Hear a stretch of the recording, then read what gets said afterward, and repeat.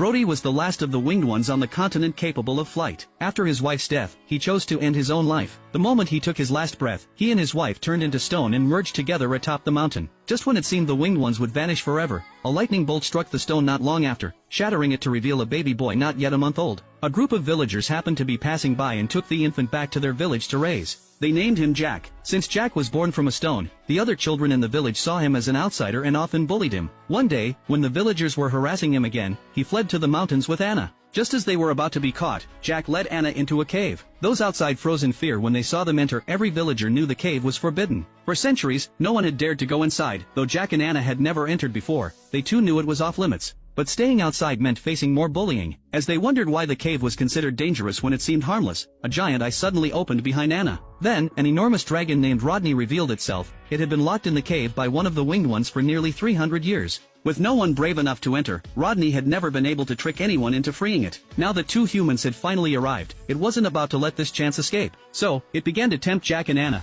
promising to grant any wish of theirs. Anna had always been self-conscious about a birthmark on her face, so she asked Rodney to remove it. As soon as she made her wish, she felt an intense burning sensation on her cheek. When Jack saw flames flickering on Anna's face, he quickly washed it with water from the cave. To their amazement, after the fire vanished, her birthmark was gone. Now convinced Rodney could truly grant wishes, Jack was about to make his own when Rodney interrupted, telling him to pull a hammer embedded in his stone first. If Jack could pull it out, Rodney would fulfill his wish. Eager to have his desire granted, Jack agreed without hesitation. Unbeknownst to him, that hammer was the key to Rodney's seal. Removing it would set the dragon free. The moment Jack pulled out the hammer, the cave began to shake violently, and Rodney, no longer bound, soared excitedly through the cavern. When Jack tried to state his wish, Rodney insisted they wait until after it left the cave. But as Jack and Anna headed for the exit, Rodney suddenly breathed a torrent of flames, trying to burn them alive. Luckily, they hid behind a rock just in time. Seizing the moment, they rushed out of the cave. Rodney didn't follow, its power hadn't fully returned yet. But once fully recovered, it would come for them. Right after emerging, Jack and Anna were captured by village chief John. He demanded to know what had happened inside. With no other choice, Jack explained everything, including how he had pulled the hammer from the stone. Upon hearing this, Shane immediately realized the seal had been broken. But with no winged ones left on the continent, no one could possibly counter the terrifying Rodney. So, John ordered Jack to return to the cave and restore the hammer before Rodney regained its full power.